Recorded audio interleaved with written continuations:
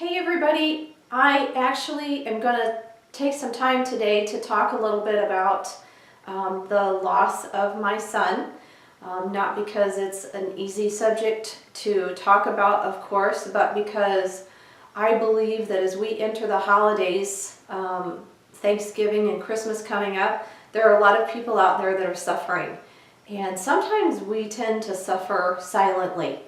And I believe if we can encourage other people with our life experiences, that we can at least feel like we are using what happened to us or in our lives to help someone else. And sometimes that can make the whole situation just a little bit more bearable. I am going to start by showing you one of my favorite pictures of my son Kurt that we had taken together.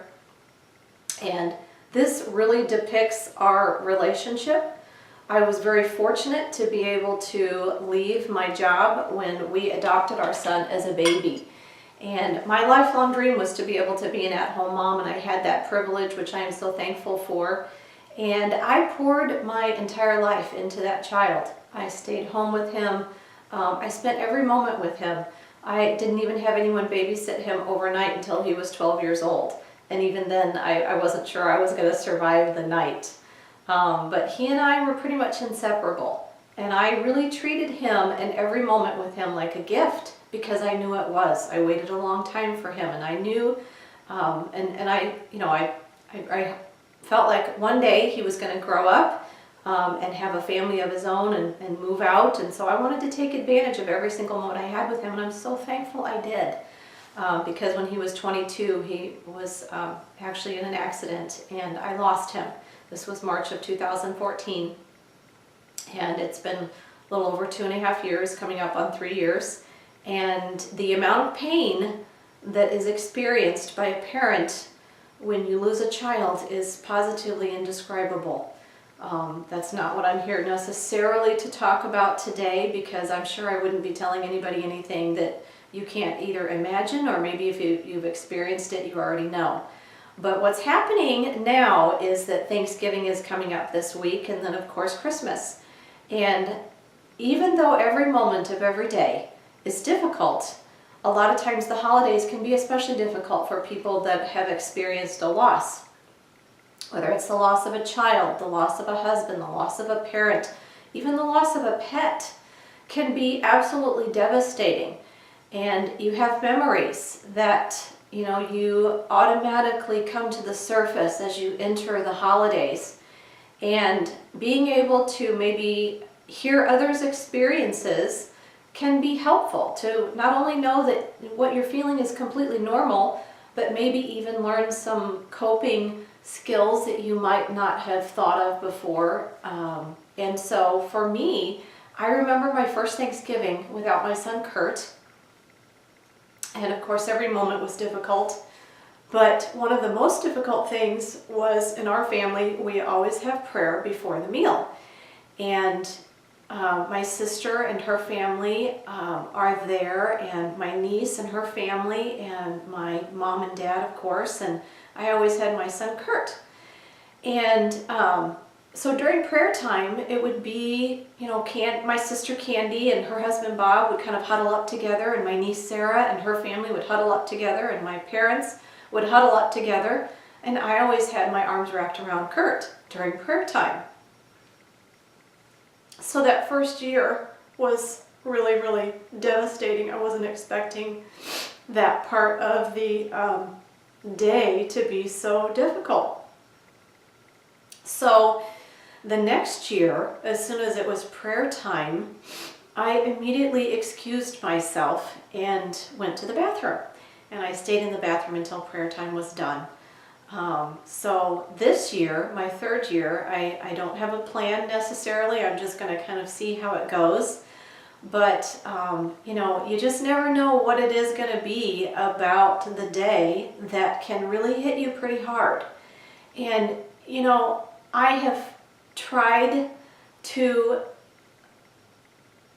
tell friends of mine that I desperately don't even want to go to Thanksgiving. I don't want to go to Christmas. I just want to stay home and sleep and watch movies and pretend like it's just another day. And I have a really good friend of mine who encouraged me and encourages me still every year that I need to go ahead and go and celebrate the holidays, because it wouldn't be fair to my family, especially my parents.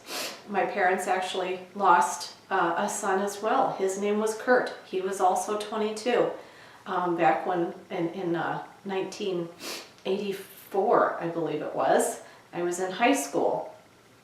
And so it would be pretty devastating for them, to me, to decide that I'm not going to go, because then they would have the loss of 2 children at their holiday.